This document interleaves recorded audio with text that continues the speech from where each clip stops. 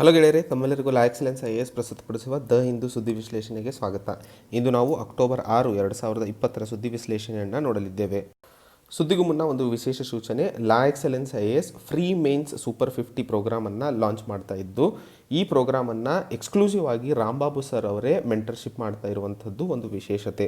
So ವಿದ್ಯಾರ್ಥಿಗಳಲ್ಲಿ ಬಹಳಷ್ಟು corona ಭಯಭೀತಿ ಹೆಚ್ಚಾಗಿದ್ದು ಆಫ್ಲೈನ್ ಎನ್ವೈರ್ಮೆಂಟನ್ನು ಅವರು ಕಳ್ಕೊಂಡಿದ್ದಾರೆ. ಸೊ ಬಹಳಷ್ಟು ವಿದ್ಯಾರ್ಥಿಗಳು ಇದರ ಬಗ್ಗೆ ಕೇಳ್ತಾ ಇದ್ರು. ಸೊ ಲಾ ಎಕ್ಸಲೆನ್ಸ್ IAS ಇರುವಂತಹ ಶ್ರೀ ಗಾಯತ್ರಿ ರೆಸಿಡೆನ್ಷಿಯಲ್ ಕ್ಯಾಂಪಸ್ ಹೈದರಾಬಾದ್ನಲ್ಲಿ ಈ ಸೂಪರ್ 50 ಮೇನ್ಸ್ ಪ್ರೋಗ್ರಾಮನ್ನು ರೆಸಿಡೆನ್ಷಿಯಲ್ ಆಗಿ ಸೆಕ್ಯೂರ್ ಆಗಿ 24/7 ಗಂಟೆಗಳ ಕಾಲ ಲೈಬ್ರರಿಗಳನ್ನು ಒಳಗೊಂಡಂತಹ ಒಂದು ಕ್ಯಾಂಪಸ್ನಲ್ಲಿ ಮೇನ್ಸ್ಗೋಸ್ಕರ ಫುಲ್ ಫ್ಲೆಜ್ಡ್ ಇಂಟೆನ್ಸಿವ್ ಪ್ರೋಗ್ರಾಮನ್ನು ಶುರು ಮಾಡ್ತಾ ಇದ್ದೀವಿ. ಸೊ ಯಾರೆಲ್ಲ ಈ ಸ್ಕಾಲರ್ಶಿಪ್ ಟೆಸ್ಟನ್ನು ಬರೀತಾರೋ ಅದರಲ್ಲಿ ಆಯ್ಕೆ ಆಗುವಂತಹ 50 ವಿದ್ಯಾರ್ಥಿಗಳಿಗೆ ಪೂರ್ತಿ boarding, lodging, programme cost, food ಎಲ್ಲವೂ ಫ್ರೀ ಆಗಿರುತ್ತದೆ. ಸೊ ಯಾರು ಡಿಸರ್ವಿಂಗ್ ಇದ್ದಾರೋ ಅವರಿಗೋಸ್ಕರ ಲಾ ಎಕ್ಸಲೆನ್ಸ್ IAS ಈ ಒಂದು ಹೊಸ ಇನಿಷಿಯೇಟಿವನ್ನು ಶುರು ಮಾಡ್ತಾ ಇದ್ದು, ತಾವೆಲ್ಲರೂ ಇದರ ಅಡ್ವಾಂಟೇಜ್ ಅಥವಾ ಇದರ ಪ್ರಾಫಿಟನ್ನು ಪಡ್ಕೋಬೇಕು ಅಂತ ಹೇಳಿ ಮುಂದೆ ಇವತ್ತಿನ ಸುದ್ದಿ ವಿಶ್ಲೇಷಣೆಯನ್ನು ಶುರು ಮಾಡೋಣ. ಸೊ ಈ ಟೆಸ್ಟ್ 8 ಅಕ್ಟೋಬರ್ ಬೆಳಗ್ಗೆ 11 ಗಂಟೆಗೆ ಇರ್ತದೆ. ಸೊ ಇದನ್ನು ನೀವು ರಿಜಿಸ್ಟರ್ ಆಗಬೇಕು ಅಂದ್ಕೊಂಡಿದ್ದಲ್ಲಿ ಅಥವಾ ಹೆಚ್ಚಿನ ಮಾಹಿತಿ ಬೇಕಾಗಿದ್ದಲ್ಲಿ 912123 ಕಾಲ್ ಮಾಡಬಹುದು. ಇಲ್ಲವಾದಲ್ಲಿ 9121412929ಗೂ ಸಹ ತಾವು ಕಾಲ್ ಮಾಡಿಬಿಟ್ಟು ಇದರ ಬಗ್ಗೆ ಡೀಟೇಲ್ಸನ್ನು ಪಡಿಬೋದು ಮತ್ತು ರಿಜಿಸ್ಟರ್ ಮಾಡ್ಕೋಬಹುದು. ಸೊ ಯಾವುದೇ ಕಾರಣಕ್ಕೂ ರಿಸಲ್ಟ್ಸ್ ಅಥವಾ ನಿಮ್ಮ ಕೀ ಆನ್ಸರ್ಸ್ ಏನೇ ಆಗಿರಲಿ, ಮುಂದಿನ ಪಯಣ ಬರೀ 7 ತಿಂಗಳ ಕಾಲ ಆಗಿದ್ದು, ಹಿಂದೆ ಕೊಟ್ಟಿರುವಂತಹ ಪ್ರಶ್ನೆ ಪತ್ರಿಕೆಯನ್ನು ತಮ್ಮ ರೆಫರೆನ್ಸನ್ನಾಗಿಟ್ಕೊಂಡು ಯಾವ ರೀತಿಯಲ್ಲಿ ತಮ್ಮ ಪ್ರಿಪ್ರೇಷನಲ್ಲಿ ಬದಲಾವಣೆಗಳು ಆಗುವ ಅವಶ್ಯಕತೆ ಇದೆ. ಸೊ ಈ ಸಮಯ ಮುಂದೆ ಇರುವಂತಹ 3 ತಿಂಗಳು ಮೇನ್ಸ್ಗೆ ಅತಿ ಮುಖ್ಯವಾಗಿರೋದ್ರಿಂದ ಈ ಸಮಯದಲ್ಲಿ ತಾವು ಕವರ್ ಮಾಡಿಕೊಂಡಿದ್ದಲ್ಲಿ ಮುಂದಿನ ವರ್ಷಕ್ಕೆ ತಮಗೆ ಯಾವುದೇ ಅನಾನುಕೂಲತೆಗಳು ಆಗಲು ಸಾಧ್ಯವಿಲ್ಲ. ಸೊ ತಮ್ಮ ಮೋಟಿವೇಶನನ್ನು ಅಥವಾ ತಮ್ಮ ತಾಳ್ಮೆಯನ್ನು ಕಳ್ಕೊಳ್ಳದೆ ಮುಂದೆ ಸಾಗಿ ಅಂತ ಹೇಳ್ತಾ ಇವತ್ತಿನ ಪ್ರೋಗ್ರಾಮನ್ನು ನೋಡೋಣ. ಈ ಆರ್ಟಿಕಲ್ಸ್ನಲ್ಲಿ ಫಾರ್ಮ್ ಆ್ಯಕ್ಟ್ಸ್, ಅನ್ವಾಂಟೆಡ್ ಕಾನ್ಸ್ಟಿಟ್ಯೂಷನಲ್ ಅಡ್ವೆಂಚರಿಸಮ್ ಮತ್ತು ಆ್ಯನ್ ಅನ್ಕಾನ್ಸ್ಟಿಟ್ಯೂಷನಲ್ ಹಾರ್ವೆಸ್ಟ್. ಸೊ ಈ 2 ಆರ್ಟಿಕಲ್ಗಳಲ್ಲಿ ಲೇಖಕರು ಒಂದೇ ಅಭಿಪ್ರಾಯವನ್ನು ವ್ಯಕ್ತಪಡಿಸುತ್ತಿರೋದ್ರಿಂದ ಇದನ್ನು ಮರ್ಜ್ ಮಾಡಿಬಿಟ್ಟು ನಾನು ಇದರ ಅನಾಲಿಸಿಸನ್ನು ನಿಮಗೆ ಸಂಕ್ಷಿಪ್ತವಾಗಿ ಕೊಡಲು ಇಲ್ಲಿ ಪ್ರಯತ್ನಿಸಿದ್ದೇನೆ. ಸೊ ಈ 2 ಆರ್ಟಿಕಲ್ನಲ್ಲಿ ಈಗಷ್ಟೇ ಕೇಂದ್ರ ಸರ್ಕಾರ ಪಾರ್ಲಿಮೆಂಟ್ನಲ್ಲಿ ಫಾರ್ಮ್ ಬಿಲ್ಸ್ಗಳನ್ನು ಏನು ಪಾಸ್ ಮಾಡಲಾಗಿತ್ತೋ ಅದರ ಬಗ್ಗೆ, ಅದರ ಕಾನ್ಸ್ಟಿಟ್ಯೂಷನಲ್ ವ್ಯಾಲಿಡಿಟಿಯ ಬಗ್ಗೆ ಹಾಗೂ ಹಿಂದೆ ಇರುವಂತಹ ಸುಪ್ರೀಂ ಕೋರ್ಟ್ ಜಡ್ಜ್ಮೆಂಟ್ಗಳ ಬಗ್ಗೆ ಒಂದಿಷ್ಟು ಸಂಕ್ಷಿಪ್ತವಾಗಿ ನಾವಿಲ್ಲಿ ನೋಡಲಿದ್ದೇವೆ. ಯಾವ ರೀತಿಯಲ್ಲಿ ಈಗ ಪಾಸ್ ಮಾಡಿದಂತಹ ಫಾರ್ಮ್ ಬಿಲ್ಸ್ಗಳು ಏನಾದರೂ ಸುಪ್ರೀಂ ಕೋರ್ಟ್ ಮೆಟ್ಟಲು ಏರಿದ್ದಲ್ಲಿ ಅದರ ಏನು ಲೀಗಲ್ ಚಾಲೆಂಜಸ್ಗಳು ಕೇಂದ್ರ ಸರ್ಕಾರ ಎದುರಿಸಲಿದೆ ಅನ್ನುವಂಥದ್ದನ್ನು ನೋಡೋಣ.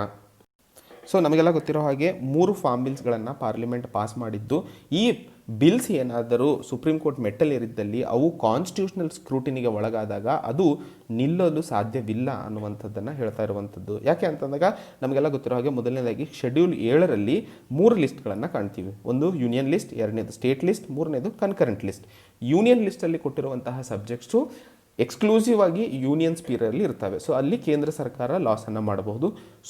ಸ್ಟೇಟ್ ಲಿಸ್ಟಲ್ಲಿ ಇರುವಂತಹ ಸಬ್ಜೆಕ್ಟ್ಸ್ಗಳ ಮೇಲೆ ಸ್ಟೇಟಿಗೆ ಎಕ್ಸ್ಕ್ಲೂಸಿವ್ ಪವರ್ ಇರುತ್ತದೆ. ಹಾಗೆ ಕನ್ಕರೆಂಟ್ ಲಿಸ್ಟಲ್ಲಿ ಇರುವಂತಹ ಸಬ್ಜೆಕ್ಟ್ಸ್ಗಳ ಮೇಲೆ 2 ಕೇಂದ್ರ ಮತ್ತು ರಾಜ್ಯ ಸರ್ಕಾರಗಳು ರೂಲ್ಸನ್ನು ಮಾಡಬಹುದು ಅಥವಾ ಲಾಸನ್ನು ಮಾಡಬಹುದು. ಆದರೆ ಕೇಂದ್ರ ಸರ್ಕಾರವೇನಾದರೂ ಮಾಡಿದ್ದಲ್ಲಿ ಸ್ಟೇಟ್ ಲಾ ಯಾವುದಾದ್ರೂ ಇದ್ದರೆ ಅದಕ್ಕೆ ಓವರ್ ರೈಡ್ ಮಾಡುತ್ತದೆ. ಸೊ ಈ ಒಂದು ಬೇಸಿಕ್ ಬ್ಯಾಕ್ಗ್ರೌಂಡನ್ನು ಮೊದಲಿಗೆ ಅರ್ಥ ಮಾಡಿಸ್ಕೊಳ್ಳೋಣ. ಸೊ ಮೊದಲನೆಯದಾಗಿ ಅಥವಾ ಹಳೇದಾಗಿ ಅಗ್ರಿಕಲ್ಚರ್, ಫೇರ್ ಆ್ಯಂಡ್ ಮಾರ್ಕೆಟ್ ಮತ್ತು ಟ್ರೇಡ್ ಆ್ಯಂಡ್ ಕಾಮರ್ಸ್ ಏನಿದ್ವೋ ಈ ಸಬ್ಜೆಕ್ಟ್ಸು ಸ್ಟೇಟ್ ಲಿಸ್ಟ್ ಕೆಳಗಡೆ ಬರ್ತಾ ಇದ್ವು. ಸೊ ಈ ಸ್ಟೇಟ್ ಲಿಸ್ಟ್ನಲ್ಲಿ ಇರುವಂತಹ ಸಬ್ಜೆಕ್ಟ್ಸ್ಗಳ ಮೇಲೆ ರಾಜ್ಯ ಸರ್ಕಾರಗಳಿಗೆ ಈ ಸಬ್ಜೆಕ್ಟ್ಸ್ಗಳ ಮೇಲೆ ಫೀಯನ್ನು ಹಾಕುವಂತಹ ಪ್ರಾವಧಾನಗಳು ಅಥವಾ ಟ್ಯಾಕ್ಸಸ್ಗಳನ್ನು ಮಾಡುವಂತಹ ಪ್ರಾವಧಾನವನ್ನು ಕೊಡಲಾಗಿತ್ತು. ಹಾಗೆ ಅಗ್ರಿ ಮಾರ್ಕೆಟು ಸಹ ರಾಜ್ಯ ಸರ್ಕಾರದ ಅಡಿಯಲ್ಲಿ ಇದ್ದಂತಹ ಸಬ್ಜೆಕ್ಟ್ಸ್ಗಳು. ಆದರೆ 3ನೇ ಸಂವಿಧಾನದ ಅಮೆಂಡ್ಮೆಂಟ್ ಆ್ಯಕ್ಟನ್ನು ತಂದು ಎಂಟ್ರಿ 33 ಕನ್ಕರೆಂಟ್ ಲಿಸ್ಟಲ್ಲಿ ಹಾಕಲಾಯಿತು. ನಮಗೆಲ್ಲ ಗೊತ್ತಿರೋ ಹಾಗೆ ಕನ್ಕರೆಂಟ್ ಲಿಸ್ಟ್ನಲ್ಲಿ ಇರುವಂತಹ ಸಬ್ಜೆಕ್ಟ್ಸ್ಗಳ ಮೇಲೆ ಕೇಂದ್ರ ಮತ್ತು ರಾಜ್ಯ ಸರ್ಕಾರ 2 ಲಾಸನ್ನು ಮಾಡಬಹುದು. ಸೊ ಆ ಲಾಸ್ಗಳಲ್ಲಿ ಏನಾದರೂ ಕೇಂದ್ರ ಸರ್ಕಾರ ಮಾಡಿದ್ದಲ್ಲಿ ರಾಜ್ಯ ಸರ್ಕಾರಗಳು ಮಾಡಿದಂತಹ ಲಾಸ್ಗಳನ್ನು ಓವರ್ ರೈಡ್ ಮಾಡುತ್ತದೆ ಆ್ಯಂಡ್ ಕೇಂದ್ರ ಸರ್ಕಾರದ ಲಾ ವ್ಯಾಲಿಡ್ ಆಗುತ್ತದೆ ಅನ್ನುವಂಥದ್ದು. ಸೊ ಈ 3ನೇ ಕಾನ್ಸ್ಟಿಟ್ಯೂಷನಲ್ ಅಮೆಂಡ್ಮೆಂಟ್ ಆ್ಯಕ್ಟಿನ ಬಗ್ಗೆಯೂ ಬಹಳಷ್ಟು ಡಿಬೇಟ್ಗಳನ್ನು ಒಳಗಾಗಿತ್ತು. ಇದರ ಅಡಿಯಲ್ಲಿ ಕೇಂದ್ರ ಸರ್ಕಾರ ಅಥವಾ ಪಾರ್ಲಿಮೆಂಟು ಯಾವುದೇ ಒಂದು ಪಬ್ಲಿಕ್ ಲಿಸ್ಟ್ನಲ್ಲಿ ಇರುವಂತಹ ಸಬ್ಜೆಕ್ಟ್ಸ್ಗಳನ್ನು ಪ್ರೊಡಕ್ಷನ್ ಅಥವಾ ಡಿಸ್ಟ್ರಿಬ್ಯೂಷನನ್ನು ಕಂಟ್ರೋಲ್ ಮಾಡಬೇಕಾಗಿದ್ದಲ್ಲಿ ಅದು ಈ ಎಂಟ್ರಿ 33ರ ಅಡಿಯಲ್ಲಿ ತಂದು ಇಡಬಹುದು ಅನ್ನುವಂತಹ ಪ್ರಾವಧಾನವನ್ನು ಪಾರ್ಲಿಮೆಂಟು ಈ 3ನೇ ಕಾನ್ಸ್ಟಿಟ್ಯೂಷನಲ್ ಅಮೆಂಡ್ಮೆಂಟ್ ಆ್ಯಕ್ಟ್ನ ಅಡಿಯಲ್ಲಿ ತಂದಿತ್ತು. ಸೊ ಈ 3 ಫಾರ್ಮ್ ಬಿಲ್ಸ್ಗಳನ್ನು ಎಂಟ್ರಿ 33 ಕನ್ಕರೆಂಟ್ ಲಿಸ್ಟ್ನಲ್ಲಿ ಇರುವಂತಹ ಆಧಾರದ ಮೇಲೆ ಕೇಂದ್ರ ಸರ್ಕಾರ ಈ ಫಾರ್ಮ್ ಬಿಲ್ಸ್ಗಳನ್ನು ಪಾಸ್ ಮಾಡಿದ್ದು ಅದು ಕಾನ್ಸ್ಟಿಟ್ಯೂಷನಲಿ ವ್ಯಾಲಿಡ್ ಆಗಿರುತ್ತದೆ ಅನ್ನುವಂತಹ ಮಾತನ್ನು ಹೇಳ್ತಾ ಇರಬೇಕಾದ್ರೆ ಈ ಸಮಯದಲ್ಲಿ ITC limited versus APMC Bihar 2002ರಲ್ಲಿ ನಡೆದಂತಹ ಕೇಸ್ನ ಬಗ್ಗೆ ನಾವಿಲ್ಲಿ ನೋಡಬೇಕಾಗಿದೆ. ಸೊ ಆ ಸಮಯದಲ್ಲಿ ಪಾರ್ಲಿಮೆಂಟು ಟೊಬ್ಯಾಕೋ ಬೋರ್ಡ್ ಆ್ಯಕ್ಟ್ 1975 ಏನು ಪಾಸ್ ಮಾಡಲಾಗಿತ್ತೋ ಇದರ ಅಡಿಯಲ್ಲಿ ಸೇಲ್, ಪರ್ಚೇಸ್ ಮತ್ತು ಮಾರ್ಕೆಟ್ ಏನಿದೆಯೋ ಅಥವಾ ಮ್ಯಾನೇಜ್ಮೆಂಟ್ ಏನಿದೆಯೋ ಅದು ಕೇಂದ್ರ ಸರ್ಕಾರದ ಅಡಿಯಲ್ಲಿ ತಗೊಳ್ಳಲಾಯಿತು. ಆದರೆ APMC ಹೇಳಿದ ಹಾಗೆ ಅಥವಾ APMC ಸುಪ್ರೀಂ ಕೋರ್ಟ್ ಹೇಳಿದ ಹಾಗೆ ಬಿಹಾರು ಈ ಮಾರ್ಕೆಟ್ ಮೇಲೆ ಫೀಸನ್ನು ಲೆವಿ ಮಾಡಬಹುದು. ಯಾಕಂದರೆ ಸ್ಟೇಟೆಡ್ ಅಗ್ರಿಕಲ್ಚರ್ ಮಾರ್ಕೆಟ್ ಏನಿರುತ್ತದೆಯೋ ಅದು ರಾಜ್ಯ ಸರ್ಕಾರದ ಕೆಳಗೆ ಇರುವಂಥದ್ದು. ಹಾಗೆ ರಾಜ್ಯ ಸರ್ಕಾರದ ಲಿಸ್ಟ್ ಏನಿರುತ್ತದೆಯೋ ಶೆಡ್ಯೂಲ್ 7ರಲ್ಲಿ ಆ ಲಿಸ್ಟ್ಗಳ ಮೇಲೆ ರಾಜ್ಯ ಸರ್ಕಾರ ಏನಾದರೂ ಫೀಸನ್ನು ಆ ಮಂಡಿ ಮೇಲೆ ಹಾಕಿದ ಮೇಲೆ ಅದರನ್ನು ಕೇಂದ್ರ ಸರ್ಕಾರ ಓವರ್ ರೈಡ್ ಮಾಡಲು ಅವಕಾಶವಿಲ್ಲ. ಯಾಕಂದರೆ ಫೆಡರಲಿಸಮ್ ಅನ್ನೋದು ಏನು ಬೇಸಿಕ್ ಸ್ಟ್ರಕ್ಚರ್ ಇದೆಯೋ ಇದನ್ನು ಬದಲಾಯಿಸುವ ಹಕ್ಕು ಕೇಂದ್ರ ಸರ್ಕಾರಕ್ಕೆ ಇಲ್ಲ ಅನ್ನುವಂಥದ್ದನ್ನು ಈ ಕೇಸ್ನಲ್ಲಿ ಚಾಚು ತಪ್ಪದೆ ಅಥವಾ ಕ್ಲಿಯರ್ ಆಗಿ ಹೇಳಲಾಗಿತ್ತು. So ITC limited versus APMC Bihar 2002ರ ಕೇಸಿನಲ್ಲಿ ರಾಜ್ಯ ಸರ್ಕಾರಗಳಿಗೆ ಇರುವಂತಹ ಪವರ್ಸ್ಗಳ ಮೇಲೆ ಎಲ್ಲಿ ರಾಜ್ಯ ಸರ್ಕಾರಗಳು ತಮ್ಮ ಲಾಸನ್ನು ಮಾಡಿರ್ತಾರೋ ಅದನ್ನು ಪಾರ್ಲಿಮೆಂಟ್ ಯಾವುದೇ ಕಾರಣಕ್ಕೂ ಓವರ್ ರೈಡ್ ಮಾಡೋ ಹಾಗಿಲ್ಲ. ಅದರಲ್ಲಿ ಎಂಟ್ರಿ 33ಕ್ಕೆ ಕನ್ಕರೆಂಟ್ ಲಿಸ್ಟ್ಗೆ ತಂದುಬಿಟ್ಟು ಅಥವಾ ಪಾರ್ಲಿಮೆಂಟ್ ಬೈ ಲಾ ಏನು ನಾವು ಹೇಳ್ತಾ ಇದ್ದೀವೋ 3ನೇ ಕಾನ್ಸ್ಟಿಟ್ಯೂಷನಲ್ ಅಮೆಂಡ್ಮೆಂಟ್ ಆ್ಯಕ್ಟಿನ ಪ್ರಕಾರ ಆ ರೀತಿಯಲ್ಲಿ ಮಾಡಿದರೂ ಸಹ ನೀವು ಸ್ಟೇಟ್ ಲಿಸ್ಟ್ ಅಥವಾ ರಾಜ್ಯ ಸರ್ಕಾರಗಳಿಗೆ ಇರುವಂತಹ ಪವರ್ಸನ್ನು ಓವರ್ ರೈಡ್ ಮಾಡುವ ಪ್ರಾವಧಾನಗಳು ಯಾವುದು ಇಲ್ಲ ಅನ್ನುವಂಥದ್ದನ್ನು ಈ ಕೇಸಲ್ಲಿ ಹೇಳಿರುವಂಥದ್ದು ನಾವು ಅತಿ ಮುಖ್ಯವಾಗಿ ನೆನಪಿಟ್ಕೋಬೇಕು. ಸೊ ಅದನ್ನು ಹೇಳ್ತಾ ಇರೋ ಹಾಗೆ ಕೇಂದ್ರ ಮತ್ತು ರಾಜ್ಯ ಸರ್ಕಾರಗಳು ಏನು ಕನ್ಕರೆಂಟ್ ಲಿಸ್ಟ್ನಲ್ಲಿ ಮಾಡಬಹುದು, ಆದರೆ APMC ಆ್ಯಕ್ಟ್ನಲ್ಲಿ ಆದಂತಹ ಬಿಹಾರ್ನಲ್ಲಿ ಸ್ಟೇಟ್ ಲಿಸ್ಟ್ನಲ್ಲಿ ಇರುವಂತಹ ಸಬ್ಜೆಕ್ಟ್ಸ್ಗಳ ಮೇಲೆ ರಾಜ್ಯ ಸರ್ಕಾರಗಳು ತಮ್ಮ ಪ್ರಾವಧಾನಗಳನ್ನು ಅಥವಾ ಫೀಸ್ಗಳನ್ನು ಟ್ಯಾಕ್ಸ್ಗಳನ್ನು ಹಾಕ್ಬೋದು. ಅದನ್ನು ಕೇಂದ್ರ ಸರ್ಕಾರ ಯಾವುದೇ ಕಾರಣಕ್ಕೂ ಓವರ್ ರೈಡ್ ಮಾಡೋ ಹಾಗಿಲ್ಲ. ಕನ್ಕರೆಂಟ್ ಲಿಸ್ಟಲ್ಲಿ ಇರುವಂತಹ ಸಬ್ಜೆಕ್ಟ್ಸ್ಗಳ ಮೇಲೆ ಏನಾದರೂ ರಾಜ್ಯ ಸರ್ಕಾರಗಳು ಮಾಡಿದ್ದಲ್ಲಿ ಅದನ್ನು ನೀವು ಓವರ್ ರೈಡ್ ಮಾಡುವ ಅವಕಾಶ ಇದೆ. ಆದರೆ ರಾಜ್ಯ ಸರ್ಕಾರಗಳ ಪರದೆಯಲ್ಲಿ ಇರುವಂತಹ ಅವರ ಸೀಮೆದಲ್ಲಿ ಇರುವಂತಹ ಪ್ರಾವಧಾನಗಳ ಮೇಲೆ ಅವರಿಗೆ ಮಾಡುವಂತಹ ಎಲ್ಲ ಹಕ್ಕುಗಳು ಇದೆ ಅನ್ನುವಂಥದ್ದು. ಆ ರೀತಿಯಾಗಿ ನೀವೇನಾದರೂ ರಾಜ್ಯ ಸರ್ಕಾರಗಳ ಪವರ್ಸ್ಗಳಲ್ಲಿ ಬದಲಾವಣೆ ಮಾಡಬೇಕಾಗಿದ್ದಲ್ಲಿ ಅದು ಬರಬೇಕಾಗಿರುವಂತಹ ಬದಲಾವಣೆ ಆರ್ಟಿಕಲ್ 368ರಲ್ಲಿ ಕಾನ್ಸ್ಟಿಟ್ಯೂಷನಲ್ ಅಮೆಂಡ್ಮೆಂಟ್ ಆಗಬೇಕು. ಇದರ ಅಡಿಯಲ್ಲಿ ಸ್ಪೆಷಲ್ ಮೆಜಾರಿಟಿ ಅಂದರೆ 2/3 of peoples present plus voting ಅದು ಮತ್ತು ಹಾಫ್ ಆಫ್ ದಿ ಸ್ಟೇಟ್ಸ್ ಅಂದರೆ ಅರ್ಧದಷ್ಟು ರಾಜ್ಯಗಳು ಆ ಒಂದು ಮಸೂದೆಯನ್ನು ಅಂಗೀಕರಿಸಬೇಕಾಗಿರುತ್ತದೆ. ಸೊ ಈ ರೀತಿಯ ಬದಲಾವಣೆ ಬಂದಿದ್ದಲ್ಲಿ ಮಾತ್ರ ಈ 3 ಫಾರ್ಮ್ ಬಿಲ್ಸ್ಗಳು ನಿಲ್ಲಲು ಸಾಧ್ಯವಿದೆ ಅನ್ನುವಂಥದ್ದನ್ನು ಲೇಖಕರು ಇಲ್ಲಿ ತಿಳಿಸ್ಕೊಡ್ತಾ ಇರುವಂಥದ್ದು.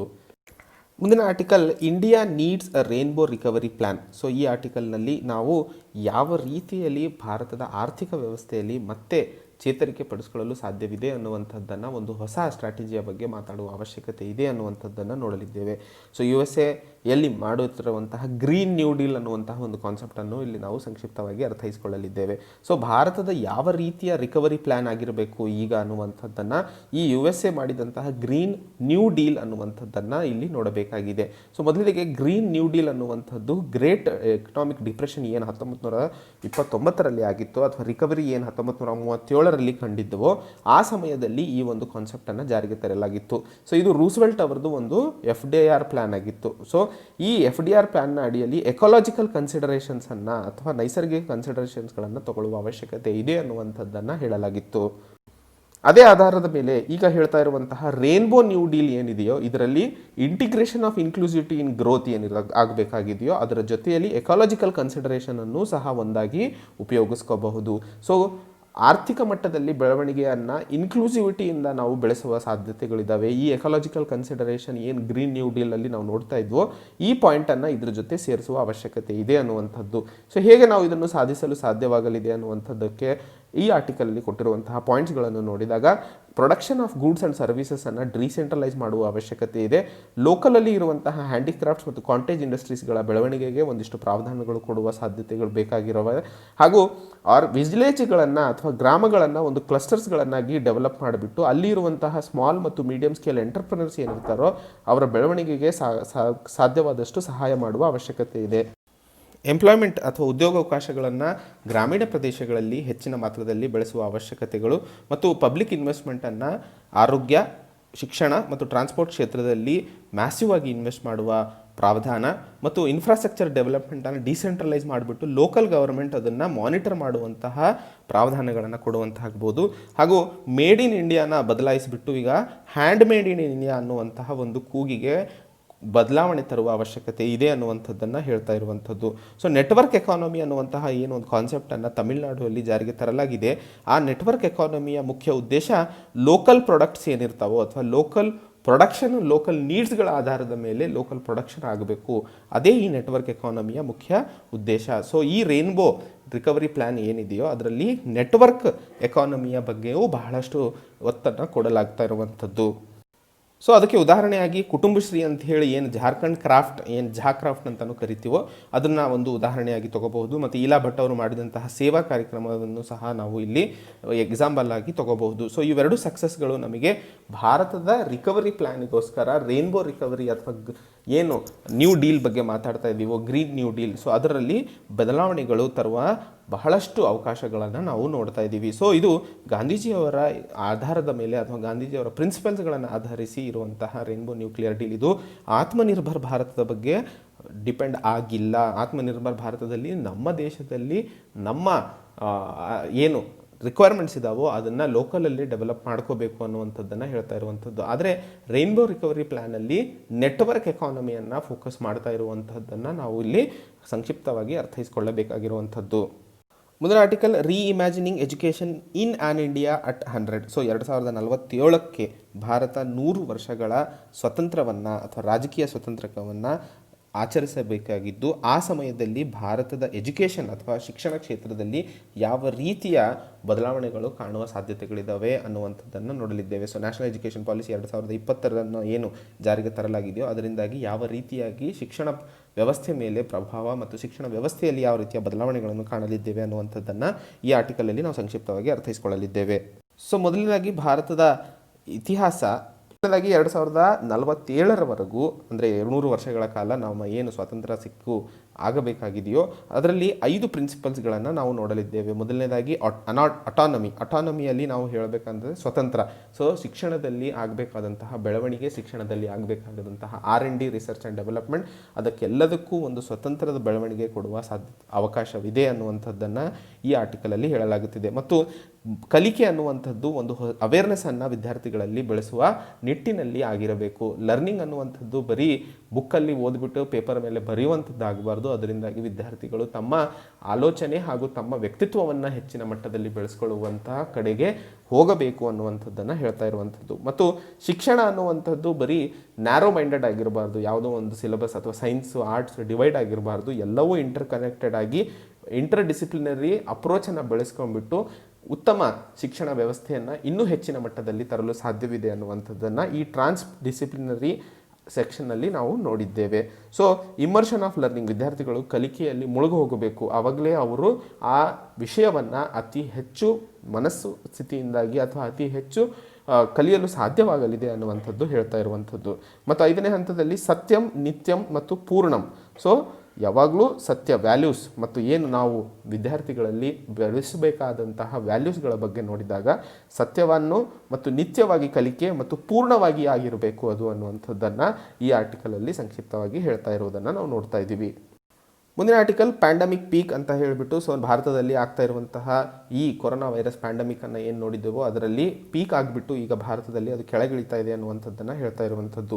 ಸೊ ಪ್ಯಾಂಡಮಿಕ್ ಪೀಕ್ ಅಂತ ಏನು ನಾವು ಮಾತಾಡ್ತಾ ಇದ್ದೀವಿ ಅದೊಂದು ಸ್ಟ್ಯಾಟಿಸ್ಟಿಕಲ್ ಡೇಟಾ. ಸೊ ಎಷ್ಟು ಟೆಸ್ಟ್ಗಳನ್ನು ಮಾಡ್ತೀವಿ ಅದರ ಆಧಾರದ ಮೇಲೆ ಅವು ಹೆಚ್ಚು ಕಡಿಮೆ ಆಗ್ತಾ ಇರೋದನ್ನು ನಾವು ನೋಡ್ತಾ ಇದ್ದೀವಿ. ಆದರೆ US ಮತ್ತು UK ಅಲ್ಲಿ ನಾವು ನೋಡಿದ ಹಾಗೆ ಏನು ಪ್ಯಾಂಡಮಿಕ್ ಪೀಕಿಗೆ ಹೋಗಿ ಕೆಳಗಿಳಿತಾ ಇದೆ ಅಂತ ಅನ್ನುವಂಥದ್ದನ್ನು ಏನು ನೋಡಿದ್ವೋ ಅದು ಮತ್ತೆ 2ನೇ ಹಂತದಲ್ಲಿ ಮತ್ತೆ ಕಾಣ್ತಾ ಇರುವಂಥದ್ದನ್ನು ನಾವು ನೋಡ್ತಾ ಇದ್ದೀವಿ. ಸೊ ಆ ಉದಾಹರಣೆಯನ್ನು ತಗೊಂಡಾಗ ಭಾರತ ಇನ್ನೂ ಈ ಪ್ಯಾಂಡಮಿಕ್ ಪೀಕ್ನಲ್ಲಿ ಆಗ್ತಾ ಇರುವಂತಹ ಇಳಿತವನ್ನು ಅಷ್ಟು ಕ್ಯಾಶುವಲ್ ಆಗಿ ತಗೊಳ್ಳದೆ ಇನ್ನೂ ಎಚ್ಚೆತ್ತುಕೊಂಡು ಯಾವ ರೀತಿಯಲ್ಲಿ ಭಾರತದ ಹೆಲ್ತ್ ಕ್ಷೇತ್ರದಲ್ಲಿ ಇನ್ನೂ ಡಿಸಾಸ್ಟರ್ ಆಗೋದನ್ನು ತಡೆಯಲು ಸಾಧ್ಯವಿದೆ ಅನ್ನುವಂಥದ್ದನ್ನು ಇಲ್ಲಿ ನಾವು ಅರ್ಥೈಸಿಕೊಳ್ಳಬೇಕಾಗಿರುವಂಥದ್ದು. ಮುಂದಿನ article, virus researchers get Nobel prize for medicine. So 2020 Nobel ಪ್ರೈಸನ್ನು ಮೆಡಿಸಿನ್ ಕ್ಷೇತ್ರದಲ್ಲಿ Harvey J Alter, Charles M Rice ಮತ್ತು ಬ್ರಿಟನ್ ಮೈಕಲ್ ಹುಕ್ಸ್ಟನ್ ಅನ್ನುವಂಥವರಿಗೆ ಕೊಟ್ಟಿರುವಂಥದ್ದು. ಹೆಪಟೈಟಿಸ್ ಸಿ ವೈರಸ್ನ ಅನ್ವೇಷಣೆಯಲ್ಲಿ ಅಥವಾ ಡಿಸ್ಕವರಿಯಲ್ಲಿ, ಹೆಪಟೈಟಿಸ್ ಸಿ ವೈರಸ್ಸನ್ನು ಡಿಸ್ಕವರಿ ಮಾಡಿದ್ದು ಅಥವಾ ಅದನ್ನು ಯಾವ ರೀತಿಯಲ್ಲಿ ಟೆಸ್ಟ್ ಮಾಡಬೇಕು, ಸ್ಕ್ರೀನ್ ಮಾಡಬೇಕು ಅನ್ನುವಂಥದ್ದನ್ನು ಕಂಡು ಹಿಡಿದಿದ್ದು ಇವರು 3 ಜನ. ಸೊ ಈ ಆವಿಷ್ಕಾರದಿಂದಾಗಿ ಬ್ಲಡ್ ಡೊನೇಷನ್ಸ್ಗಳು ಸಾಧ್ಯವಾದವು. ಯಾಕಂದರೆ ಮೊದಲಿಗೆ ಬ್ಲಡ್ ಡೊನೇಷನ್ಸ್ಗಳಾದಾಗ ಹೆಚ್ಚಿನ ಮಾತ್ರದಲ್ಲಿ ಇನ್ಫೆಕ್ಷನ್ಸ್ ಆಗೋದನ್ನು ನಾವು ಕಾಣ್ತಾ ಇದ್ವಿ. ಸೊ ಈ ಹೆಪಟೈಟಿಸ್ ಸಿ ವೈರಸ್ ಸ್ಕ್ರೀನ್ ಮಾಡಲು ಸಾಧ್ಯವಾಗೋದ್ರಿಂದ ಈ ಇನ್ಫೆಕ್ಷನ್ಸ್ಗಳನ್ನು ತಡೆ ಹಿಡಿಯಲು ಸಾಧ್ಯವಾಗಿದೆ. ಆ್ಯಂಡ್ ಬ್ಲಡ್ ಟ್ರಾನ್ಸ್ಫ್ಯೂಷನ್ ಇನ್ನೂ ಸೇಫ್ ಆಗಿ ಮಾಡಲು ಅವಕಾಶವಾಗಿದೆ ಅನ್ನುವಂತಹ ನಿಟ್ಟಿನಲ್ಲಿ ಈ ವರ್ಷದ 2020 Nobel prize in medicine hepatitis C ವೈರಸ್ನ ಐಡೆಂಟಿಫೈ ಮಾಡುವುದಕ್ಕೆ 2 ಅಮೆರಿಕನ್ ಮತ್ತು ಒಬ್ಬ ಆ್ಯಂಡ್ ಬ್ರಿಟನ್ ಅವಾರ್ಡನ್ನು ಕೊಟ್ಟಿರುವಂಥದ್ದು. ಮುಂದಿನ article, Quad will discuss vaccine 5G. So ಈ ಆರ್ಟಿಕಲ್ನಲ್ಲಿ ನಾವು ಟೋಕಿಯೋದಲ್ಲಿ ನಡೀತಿರುವಂತಹ ಭಾರತ, ಆಸ್ಟ್ರೇಲಿಯಾ, ಜಪಾನ್ ಮತ್ತು US ಮೀಟಿಂಗ್ನ ವಿರುದ್ಧವಾಗಿ ಚೈನಾ ತಮ್ಮ ಆಕ್ಷೇಪವನ್ನು ವ್ಯಕ್ತಪಡಿಸಿರುವಂಥದ್ದನ್ನು ಇಲ್ಲಿ ನೋಡಲಿದ್ದೇವೆ. ಸೊ ಹೇಗೆ ಕ್ವಾಡ್ ಗ್ರೂಪಿಂಗ್ಸ್ ಇನ್ನು ಯಾವ ರೀತಿಯಲ್ಲಿ ಒಂದು ಹೊಸ ಮಲ್ಟಿಲ್ಯಾಟ್ರಲ್ ಡೆವಲಪ್ಮೆಂಟಿಗೆ ಅಥವಾ ಒಂದು ಹೊಸ ಆರ್ಗನೈಸೇಷನ್ ಆಗಿ ಹೊರಹೊಮ್ಮಲಿದೆ ಅನ್ನುವಂಥದ್ದನ್ನು ನಾವು ಇಲ್ಲಿ ನೋಡಲಿದ್ದೇವೆ. ಚೈನಾ ಹೇಳ್ತಾ ಇರೋಗೆ ಇದು ಒಂದು ಮಿನಿ ನ್ಯಾಟೋ ಆಗಿ ಬೆಳೆದು ಚೈನಾ ವಿರುದ್ಧವಾಗಿ ಇದನ್ನು ಉಪಯೋಗಿಸಲು ಒಂದು ಷಡ್ಯಂತ್ರವನ್ನು ಮಾಡಲಾಗ್ತದೆ ಅನ್ನುವಂಥದ್ದನ್ನು ಹೇಳಿರುವಂಥದ್ದು. ಆದರೆ ಕ್ವಾಡ್ ಗ್ರೂಪಿಂಗ್ ಏನಾದರೂ ಸರಿಯಾಗಿ ಸ್ಟ್ರಾಟಜಿಕ್ ಆಗಿ ವರ್ಕ್ ಮಾಡಿದ್ದಲ್ಲಿ ಇದೊಂದು ಬೆಸ್ಟ್ ಆರ್ಗನೈಸೇಷನ್ ಆಗಿ ಹೊರಹೊಮ್ಮಲು ಸಾಧ್ಯವಿದೆ ಅನ್ನುವಂಥದ್ದನ್ನು ಹೇಳ್ತಾ ಇರುವಂಥದ್ದು. ಆರ್ಗನೈಸೇಷನ್ ಅಲ್ಲ, ಇದೊಂದು ಗ್ರೂಪಿಂಗ್, ಇದು ಫೋರಮ್. ಸೊ ಇದರಲ್ಲಿ ಚರ್ಚೆ ಆಗಬೇಕಾಗಿರುವಂತಹ ಅಥವಾ ಚರ್ಚೆ ಆಗ್ತಾ ಇರುವಂತಹ ವಿಷಯಗಳು ಯಾವ್ಯಾವು ಅಂತ ನೋಡಿದಾಗ, ಮೊದಲನೇದಾಗಿ ಸೈಬರ್ ಸೆಕ್ಯೂರಿಟಿ, ಎರಡನೇದು ಮಲಬಾರ್ ಎಕ್ಸೈಸ್ನಲ್ಲಿ ಆಸ್ಟ್ರೇಲಿಯಾನ ಇನ್ವಾಲ್ವ್ ಮಾಡಬೇಕಾ ಬೇಡವಾ ಅನ್ನುವಂಥದ್ದು, ಈಸ್ಟ್ ವೆಸ್ಟ್ ಕನೆಕ್ಟಿವಿಟಿ ಮತ್ತು ಸಪ್ಲೈ ಚೈನ್ ರೆಸಿಲಿಯನ್ಸ್ ಇನಿಷಿಯೇಟಿವ್ ಏನು ಜಪಾನ್ ಇದನ್ನು ಮಸೂದೆಯನ್ನು ಅಥವಾ ಈ ರೀತಿಯ ಒಂದು ಪ್ಲ್ಯಾನನ್ನು ಮುಂದಿಟ್ಟಿದೆಯೋ, ಈ ಸಪ್ಲೈ ಚೈನ್ ರೆಸಿಲಿಯನ್ಸ್ ಇನಿಷಿಯೇಟಿವ್ ಚೈನಾದ ಮೇಲೆ ಪ್ರೊಡಕ್ಷನ್ ಅಥವಾ ಪ್ರಾಡಕ್ಟ್ಸ್ಗಳಿಗೋಸ್ಕರ ಡಿಪೆಂಡೆನ್ಸಿನ ಕಡಿಮೆ ಮಾಡುವಂತಹ ನಿಟ್ಟಿನಲ್ಲಿ ಈ ಒಂದು ಇನಿಷಿಯೇಟಿವನ್ನು ಜಾರಿಗೆ ತರಲಾಗಿರುವಂಥದ್ದು ನಾವು ಅರ್ಥೈಸಿಕೊಳ್ಳಬೇಕಾಗಿದೆ. ಈ ಆರ್ಟಿಕಲ್ನಲ್ಲಿ ಇನ್ನೊಂದು ಬ್ಲೂ ಡಾಟ್ ಇನಿಷಿಯೇಟಿವ್ ಅನ್ನುವಂಥದ್ದನ್ನು ನಾವು ಅರ್ಥೈಸಿಕೊಳ್ಳಬೇಕು. ಈ blue dot initiative US belt and road initiative ಚೈನಾದ ಏನಿದೆಯೋ ಅದರ ವಿರುದ್ಧವಾಗಿ ಅಥವಾ ಅದಕ್ಕೆ ಅಟ್ಯಾಕ್ ಆಗಿ ಉಪಯೋಗಿಸ್ತಾ ಇರುವಂಥದ್ದು. ಸೊ ಇದು ಏನು ಇನ್ಫ್ರಾಸ್ಟ್ರಕ್ಚರ್ ಪ್ರಾಜೆಕ್ಟ್ ಅಲ್ಲ, ಇಲ್ಲಿ US ತನ್ನ ಹಣವನ್ನು ಹಾಕುತ್ತದೆ ಅನ್ನುವಂಥದ್ದು. ಇದೊಂದು ಕ್ವಾಲಿಟಿ ಸ್ಟ್ಯಾಂಡರ್ಡ್ ಟೆಸ್ಟ್ ಅಂತ ಇನ್ಫ್ರಾಸ್ಟ್ರಕ್ಚರ್ ಪ್ರಾಡಕ್ಟ್ಸಿಗೆ ಸರ್ಟಿಫಿಕೇಟ್ ಆಗಿ ಯೂಸ್ ಮಾಡಲಾಗುತ್ತದೆ. ಸೊ ಇದರ ಅಡಿಯಲ್ಲಿ ಬೆಲ್ಟ್ ಆ್ಯಂಡ್ ರೋಡ್ ಇನಿಷಿಯೇಟಿವಿಂದ ಯಾವ ರೀತಿಯಲ್ಲಿ ರಾಷ್ಟ್ರಗಳನ್ನು ಡೆಪ್ಟ್ ಅಥವಾ ಸಾಲದ ಹೊರೆಯಲ್ಲಿ ಬಚ್ಚಿಟ್ಟು ಅಥವಾ ಸಾಲದ ಹೊರೆ ಹಾಕಿಬಿಟ್ಟು ಆ ರಾಷ್ಟ್ರಗಳನ್ನು ಬೆಲ್ಟ್ ಆ್ಯಂಡ್ ರೋಡ್ ಇನಿಷಿಯೇಟಿವ್ಗೆ ಒಳಪಡಿಸಿಕೊಳ್ಳಲಾಗುತ್ತದೆ ಅನ್ನುವಂಥದ್ದನ್ನು ಬಿಚ್ಚಿಡಲು ಚೈನಾದ ವಿರುದ್ಧವಾಗಿ US ಲಾಂಚ್ ಮಾಡಿದಂತಹ ಈ ಒಂದು ಬ್ಲೂ ಡಾಟ್ ಇನಿಷಿಯೇಟಿವ್ ಬಗ್ಗೆಯೂ ಈ ಆರ್ಟಿಕಲಲ್ಲಿ ನಾವು ಅರ್ಥೈಸಿಕೊಳ್ಳಬೇಕಾಗಿರುವಂಥದ್ದು. ಸೊ ಇದು ಇವತ್ತಿನ ಸುದ್ದಿ ವಿಶ್ಲೇಷಣೆಗಳೇ. ಸೊ 8 ಅಕ್ಟೋಬರ್ 2020 ನಡೆಯುತ್ತಿರುವ ಮೇನ್ಸ್ ಸ್ಕಾಲರ್ಶಿಪ್ ಟೆಸ್ಟ್ ಅನ್ನು ತಪ್ಪದೆ ಬರೀರಿ. ಅದರಲ್ಲಿ ಬರುವಂತಹ ಮಾರ್ಕ್ಸ್ಗಳ ಆಧಾರದ ಮೇಲೆ ತಮ್ಮನ್ನು ತಾವು ಅನಲೈಸು ಮಾಡುವಂತಹ ಪ್ರಾವಧಾನವನ್ನು ಕೊಡಲಾಗಿದೆ. ಸೊ ಅದರ ಬೇಸಿಸ್ ಮೇಲೆ ನೀವು ಎಷ್ಟರ ಮಟ್ಟಿಗೆ ಮೇನ್ಸ್ಗೋಸ್ಕರ ಪ್ರಿಪೇರ್ಡ್ ಇದ್ದೀರಾ ಅನ್ನುವಂಥದ್ದು ನಿಮಗೆ ಗೊತ್ತಾಗುತ್ತದೆ. ಸೊ ಇದೊಂದು ಸ್ಕಾಲರ್ಶಿಪ್ ಟೆಸ್ಟ್ ಯಾವುದೇ ಒಂದು ಆಲೋಚನೆ ಇಲ್ಲದೆ ಮುಕ್ತ ಮೈಂಡಿನಿಂದಾಗಿ ಅದನ್ನು ಅಟೆಂಡ್ ಮಾಡಿಬಿಟ್ಟು ತಮಗೇನಾದರೂ ಅವಕಾಶ ಸಿಕ್ಕಿದ್ದಲ್ಲಿ ತಮಗೆ ರಾಂಬಾಬು ಸರ್ ಅವರ ಗೈಡೆನ್ಸ್ನಲ್ಲಿ 3 ತಿಂಗಳು ಟ್ರೈನಿಂಗ್ ಪಡೆಯುವಂತಹ ಅವಕಾಶವೂ ಸಿಗುವ ಸಾಧ್ಯತೆಗಳಿದ್ದಾವೆ. ಸೊ ತಾವು ಆರೋಗ್ಯವಾಗಿದ್ದು ಚೆನ್ನಾಗಿ ಓದಿ ಅಂತ ಹೇಳ್ತಾ ಇವತ್ತಿನ ಸುದ್ದಿ ವಿಶ್ಲೇಷಣೆ ಇಲ್ಲಿಗೆ ಮುಗಿಸ್ತೇನೆ. ಜೈ ಹಿಂದ್, ಜೈ ಕರ್ನಾಟಕ.